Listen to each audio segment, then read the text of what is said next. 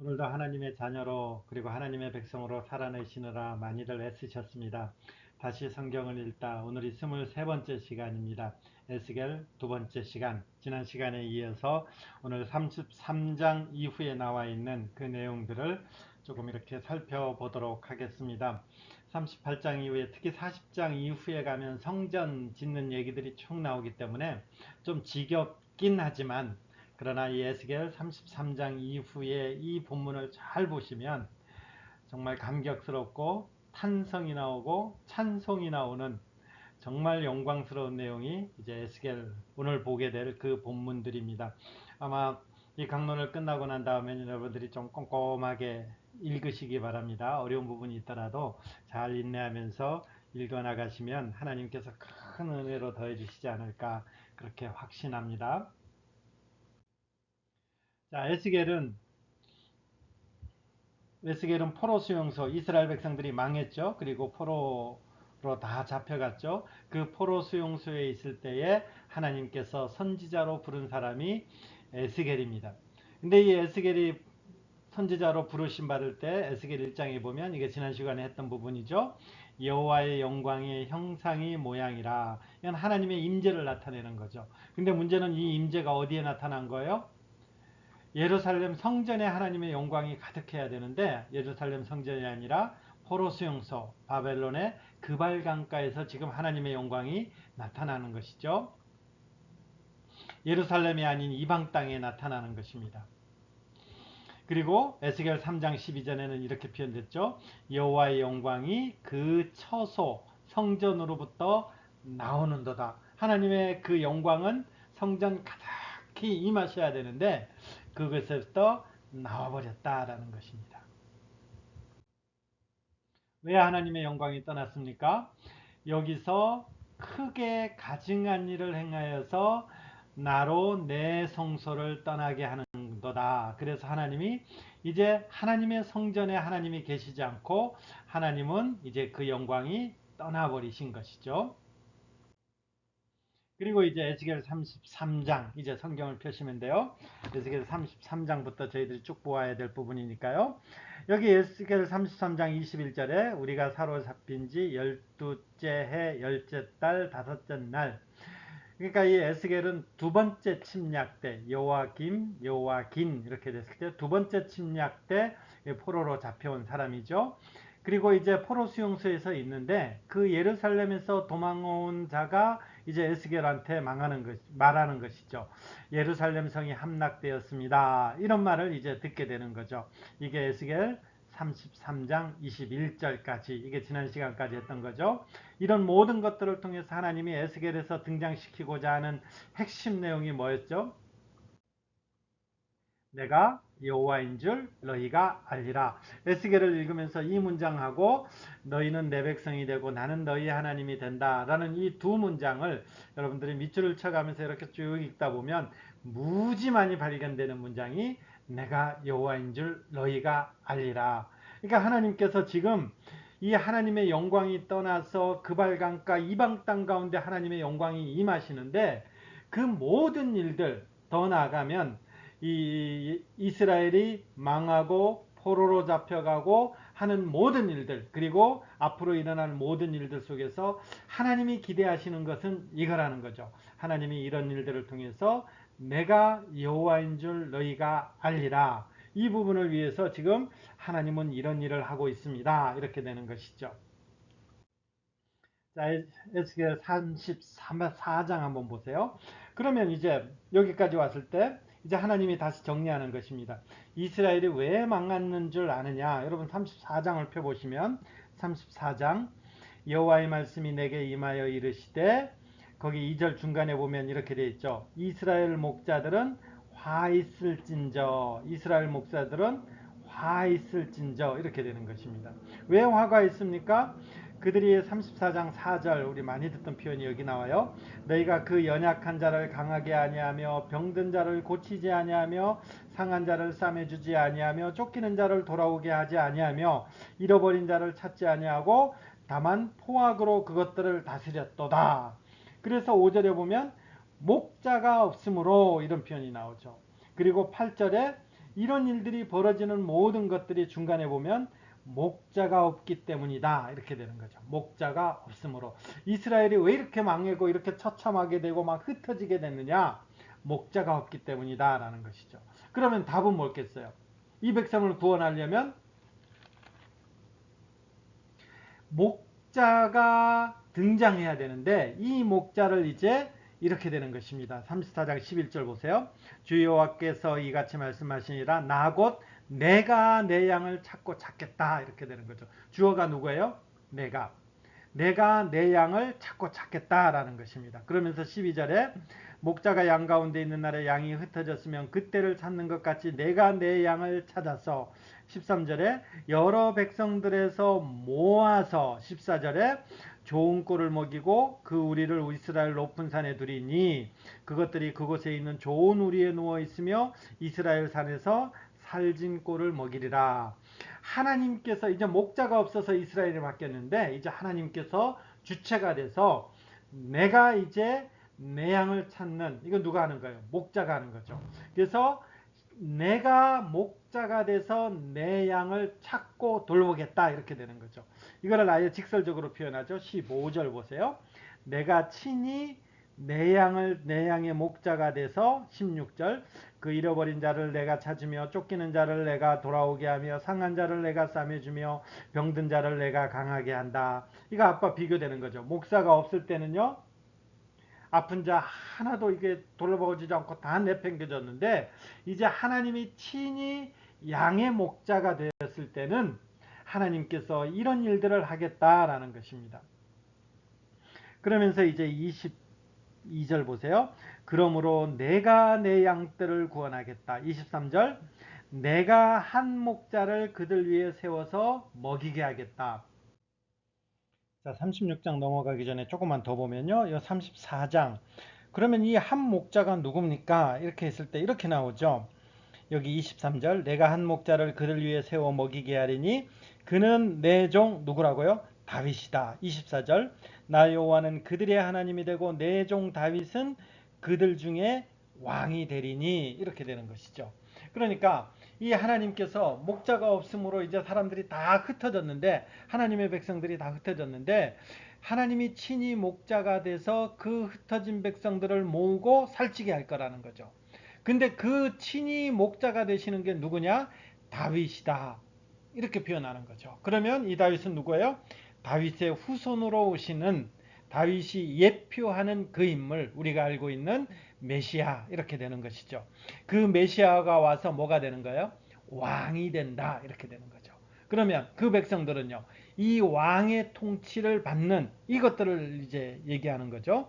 그러면서 여기 또 나와요. 이 34장 30절 그들이 내가 여호와 그들의 하나님이며 그들과 함께 있는 줄 알고 그들 곧 이스라엘 족속이 내 백성인 줄 알리라. 이게 34절의 34장의 내용인 것이죠. 그러니까 하나님께서 왕으로서 이제 통치하고 하나님의 백성들이 이제 다 흩어졌는데 이제 하나님께서 예수 그리스도를 보내셔서 그 메시아가 왕이 되심으로 말미암아 이제 하나님의 백성들이 다시 하나님을 알고 그분의 백성으로 다시 서게 되겠습니다. 이렇게 되는 것입니다. 35장으로 가면 35장에도 4절에 보면 내가 나를 여호와인 줄 알리라. 9절에도 보면 내가 여호와인 줄 알리라. 수도 없이 반복되죠.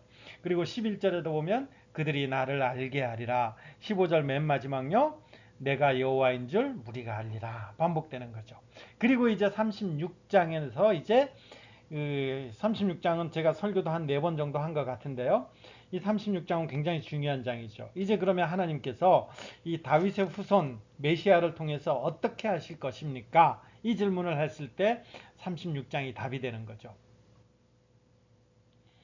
36장에서 이스라엘 백성들이 이제 심판받아서 다 흩어졌는데 조롱받았다 그랬죠. 3절 보면 그러나 너는 예언하여 이르기를 주 여호와께서 이같이 말씀하시기를 그들이 너희를 황폐하게 하고 너희 사방을 삼켜 너희 남은 이방인의 기업이 되게 하여 사람의 말거리 백성의 비방거리 되게 하였다 이렇게 되는 것입니다. 근데 8절에 이 유명한 한 단어가 나옵니다. 그러나 너희 이스라엘 산들아 너희는 가지를 내고 내 백성 이스라엘 위하여 열매를 맺으리니 그들이 올 때가 가까이 이르렀습니다. 이렇게 되는 거죠. 지금 이스라엘은 포로 수용소에 있습니다. 이스라엘은 망했습니다. 그들의 하나님은 어디 계신지도 몰라요. 어쩌면 바벨론에게 폭삭 망한 그 신이 우리의 여호와 하나님입니다. 이렇게 됐을 수도 있을 것입니다. 바벨론의 신은 위대해 보일지도 모릅니다.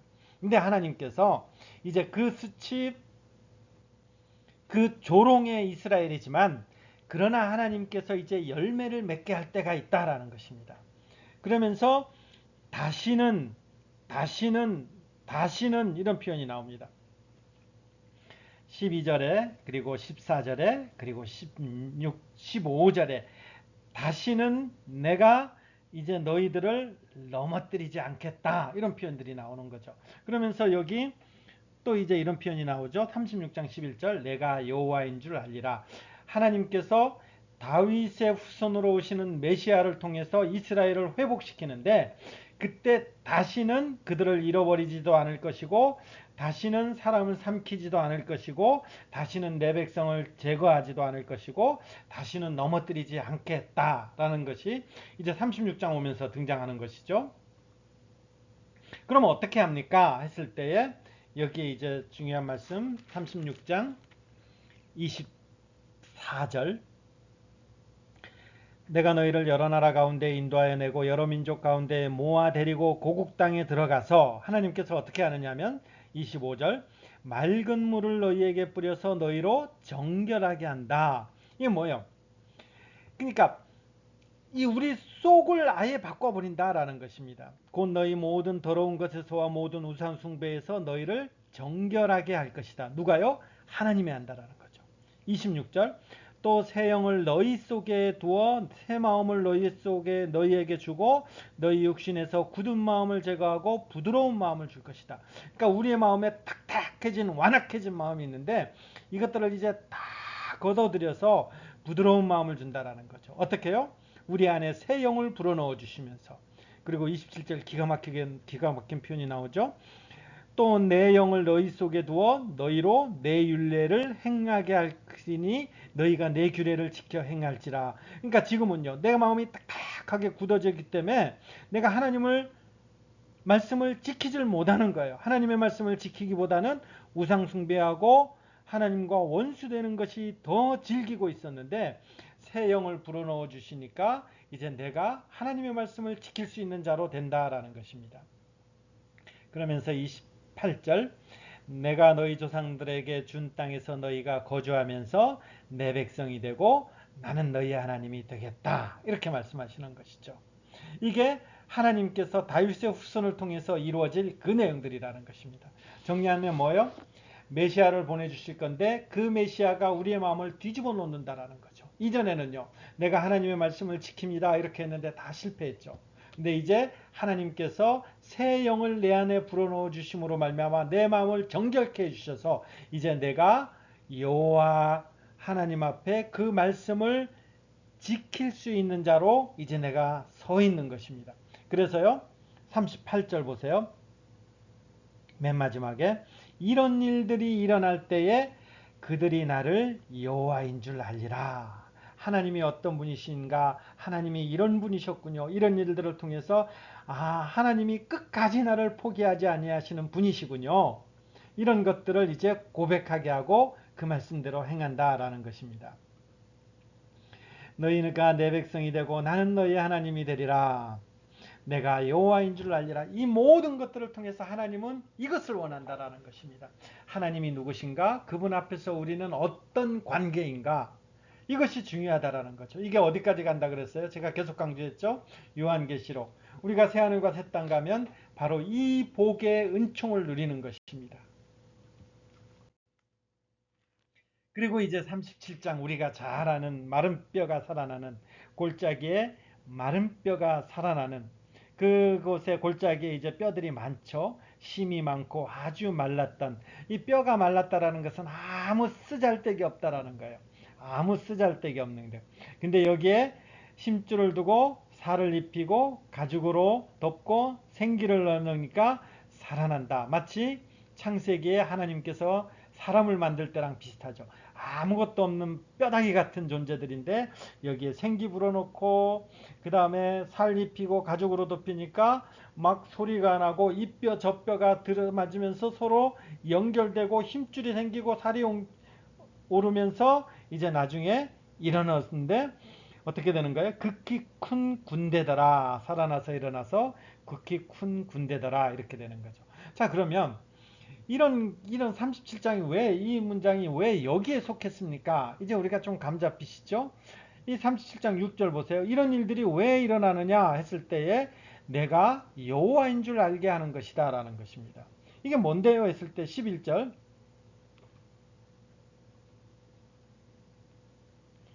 또 내게 이르시되 인자야 이 뼈들은 이스라엘 족속이다 이렇게 되는 거죠. 이스라엘 족속. 그러니까 지금 이스라엘의 상태가 어떤 상태예요?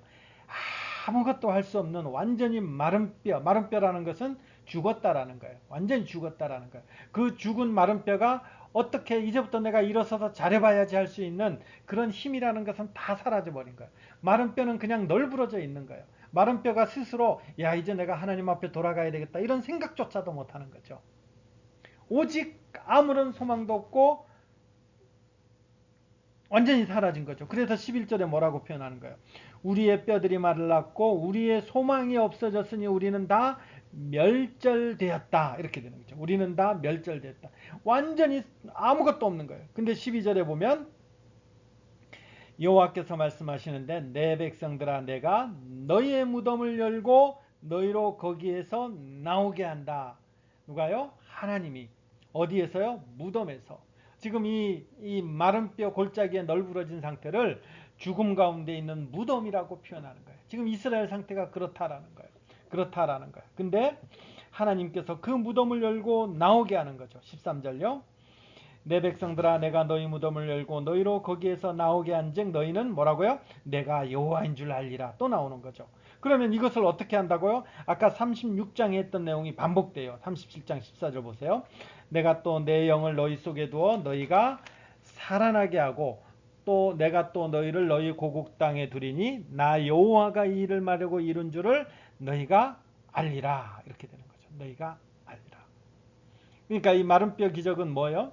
이스라엘 백성들이 이렇게 죽음 가운데 있었는데 하나님께서 그들을 살리신다라는 거죠. 어떻게요? 이 마른 뼈가 내가 살아나겠습니다 해서 살아나는 것이 아니라 하나님이 그들 속에 새 영을 불어넣어서 살리겠다. 36장 말씀을 또 가시적으로 이렇게 표현해 주는 것입니다. 그러면 이게 어떻게 일어납니까? 어떻게 일어납니까? 했을 때 다시 한번 반복하죠. 여기 에스겔 37장 24절부터 29절. 이런 표현들은 참 꼼꼼히 읽으셔야 돼요. 24절, 37장. 이게 마른 뼈 기적 다음에 바로 이런 표현이 나오는 거예요. 내 종 다윗이 그들의 왕이 되리니. 여러분 다윗은 언제적 인물이에요? 이로부터 약 500여 년 전, 600여 년 전 인물이죠. 그러니까 이미 죽은 인물이에요. 근데 내 종 다윗이 그들의 왕이 된다라고 했을 때 이 다윗은 다윗의 후손을 말하는 거죠. 그들 모두에게 한 목자가 있을 것이요 이 다윗이 왕이 됨으로 말미암아 그들이 내 규례를 준수하고 내 율례를 지켜 행한다 이렇게 되죠. 지금은 마른 뼈라니까요. 마른 뼈 아무것도 할 수 없는데 이 메시아가 다윗이 그들의 왕이 되었을 때 이 마른 뼈 같은 존재들이 살아나서 하나님의 말씀을 지킬 수 있는 자가 된다라는 거죠. 25절 내가 내 종 야곱에게 준 땅 곧 그의 조상들이 거주하던 땅에 그들이 거주하되 그들과 그들의 자자손손이 영원히 거기에 거주할 것이요 내 종 다윗이 영원히 뭐가 된다고요? 그들의 왕이 된다. 그래서 27절 보면 내 처소가 그들 가운데 있을 것이며 나는 그들의 하나님이 되고 그들은 내 백성이 된다. 28절 내 성소가 영원토록 그들 가운데 있으리니 내가 이스라엘을 거룩하게 하는 여호와인 줄 열국이 알리라. 이렇게 되는 거죠. 나중에 다윗이 뭐가 된다고요? 왕이 된다라. 왕이. 우리는요. 그 왕의 통치를 받는 백성.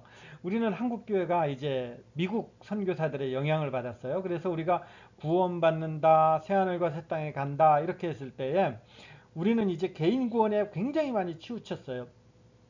내가 하나님 앞에 믿음으로 고백하면서 새하늘과 새 땅 가는 그런 어떤 그 하나님의 자녀가 되는 것들, 이런 부분에 이제 굉장히 많이 강조돼 왔고, 그리고 이제 전도할 때도 그것이 주가 되는데, 근데 성경을 꼼꼼히 보면요, 사실 그거보다 더 앞선 큰 개념이 바로 이제 예수님이 왜 오셨냐 했을 때에 우리의 구원, 이런 개념보다 왕적인 개념들이 사실 더 많죠.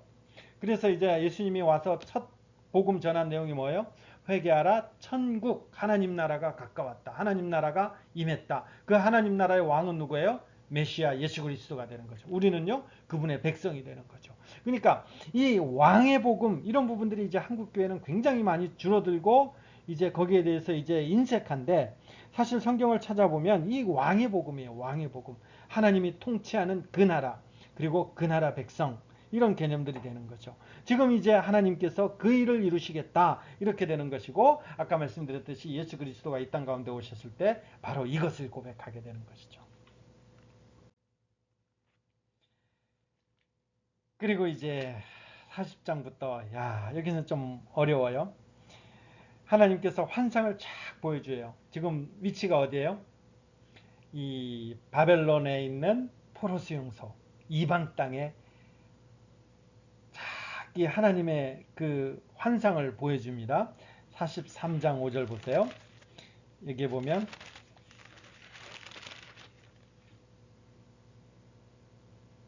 영이 나를 들어 데리고 안뜰에 들어가시기로 내가 보니 여호와의 영광이 성전에 가득하더라. 44장에도 보면 여호와의 영광이 성전에 가득하더라.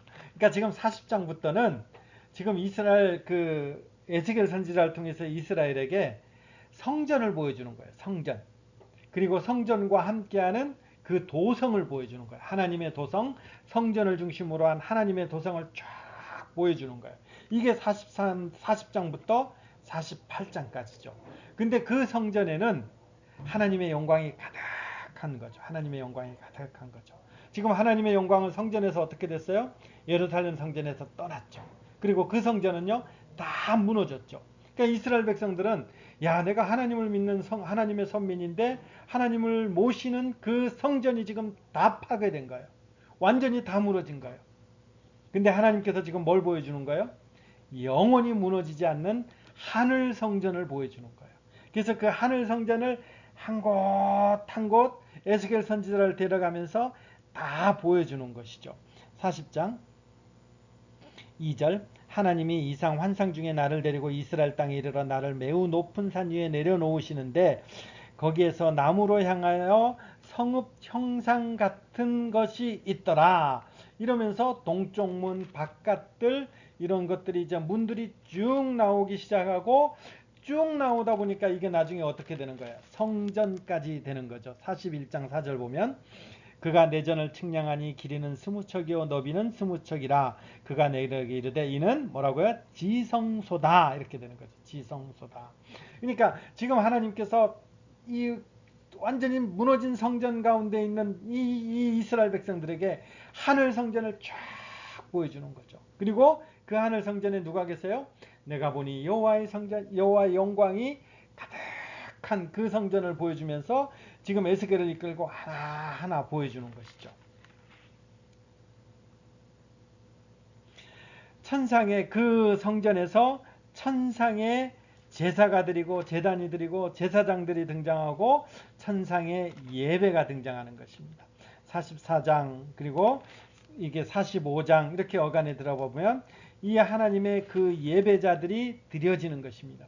하나만 볼까요? 46장 13절, 아침마다 1년이 되고 흠없는 어린 양 한 마리를 번제를 갖추어 나 여호와께 드린다, 이런 표현들이 있죠. 여러분, 이것이 그냥 이렇게 쉽게 읽을 수 있는 부분이 아니에요.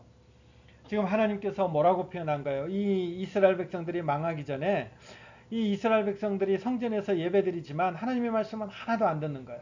그래서 하나님께서 그 성전문을 닫아달라, 이렇게까지 얘기하기도 하고, 또 다른 성경에는 이것이 여호와의 성전입니다, 이것이 여호와의 성전입니다, 이것이 여호와의 성전이라 하는 거짓말을 믿지 말라, 이 성전에서 예배드리면 구원받는다 하는 그런 거짓말을 믿지 말라 라고까지 이렇게 했는데, 하나님께서 이제 그 성전에서 다시 제사를 드리고 하나님이 그것을 흠양하고 영광 중에 계신 그 모습을 지금 천상에서 보여주는 것입니다. 그리고 이제 47장에 가면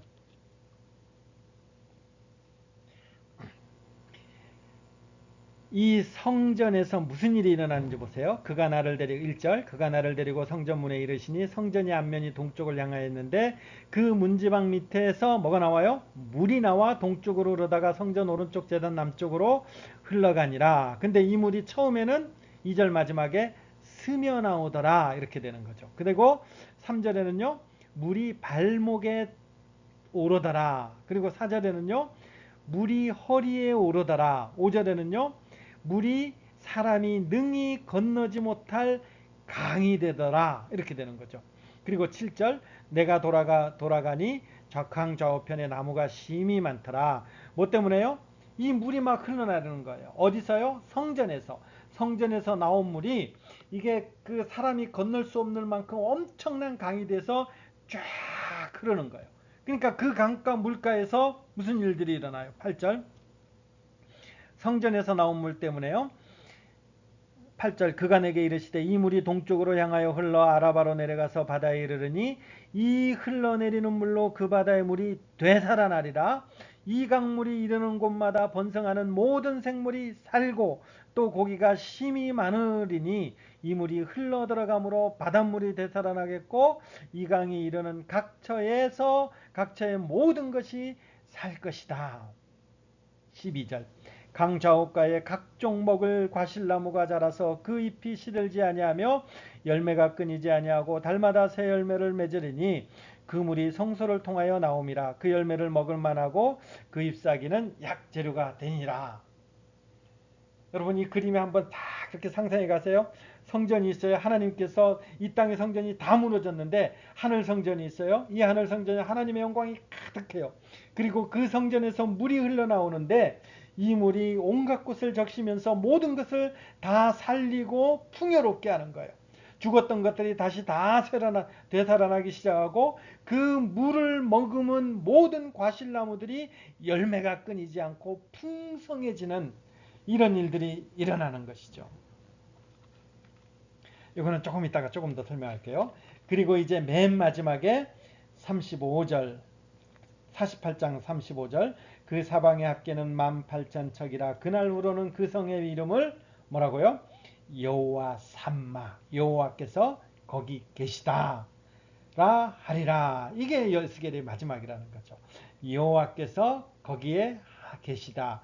임마누엘 이렇게 되는 것이죠. 임마누엘 하나님이 우리와 함께 계시다. 이 말씀으로 이제 에스겔은 마무리되는 것이죠. 여러분 이 장엄한 광장이 좀 상상이 되세요? 성전에서 나오는 물을 통해서 하나님께서 그것을 풍요롭게 하고 다시 사시는데 다시 살려내시는데 그 성전은 어떤 성전이요? 하나님의 영광이 가득한 그리고 이제 하나님이 영원토록 떠나지 않는 여호와께서 거기 계시다 이렇게 되는 것입니다. 그리고 성소는 그 중앙에 여기가 이제 우리가 출애굽기 민수기 행진할 때 그 모습들이 이제 다시 여기에 펼쳐지는 것입니다. 하늘 성전이죠. 이제 결론을 내면서 이 성경 구절을 찾아보겠습니다. 계시록 22장 1절에서부터 5절까지요.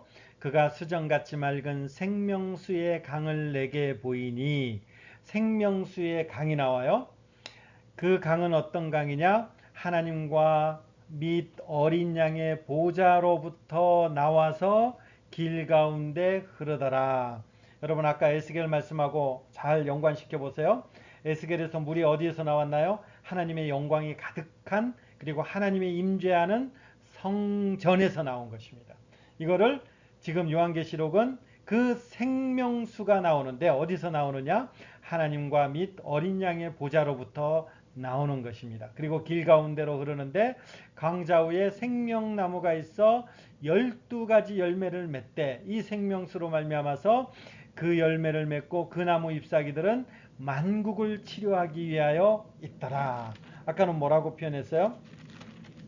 47장에 그 열매는 먹을 만하고 그 잎사귀는 약재료가 되더라. 이렇게 되는 것인데 요한계시록은 이렇게 표현했죠. 그 잎사귀들은 만국을 치료하기 위하여 있더라. 그리고 이 생명수가 쫙 지나가니까 다시 저주가 없으며 하나님과 그 어린 양의 보좌가 그 가운데 있으리니 그의 종들이 그를 섬기며 그의 얼굴을 볼 터이요 그의 이름도 그들의 이마에 있으리라. 다시 밤이 없겠고 등불과 햇빛이 쓸데없으니 이는 주 하나님이 그들에게 빛이시림이라. 그들이 세세토록 왕노릇 하리로다. 이런 표현들이 이제 이 계시록하고 이어지는 것입니다. 자, 정리하면 어떻게 되나요? 하늘 성전을 하나님께서 보여주시는 것입니다. 그리고 그 하늘 성전은 하나님이 영광이 임하는 곳이고 그 하늘 성전 영원히 무너지지 않는 이 땅의 성전은 무너지지만 영원히 무너지지 않고 영원히 하나님께서 임재하는 그 성전을 통해서 생명수 물이 흘러나오고 그 물을 통해서 치유되고 회복되고 살아나서 그리고 이제는 하나님 앞에서 영원히 왕노릇하는 하나님이 함께 계시는 그 나라가 오게 된다라는 것입니다. 이게 에스겔서의 결론인 것이죠. 이게 에스겔서의 결론인 것입니다. 지금 어떤 상황 가운데서요? 마른 뼈 같은 상황. 바벨론의 포로되어서 아무런 소망이 없는 좌절과 어쩌면 루저 인생 같은 그런 삶들. 이런 삶들 속에서 내가 뭘 어떻게 해보겠습니다. 생각조차 할 수 없는 무덤 속에 있는 자 같은 자들. 그런 마른 뼈 같은 자들인데 하나님께서 그들에게 새 영을 불어넣어서 그들을 정결케 함으로 말미암아 그들을 다시 살린다라는 거죠. 누가 오셨어요?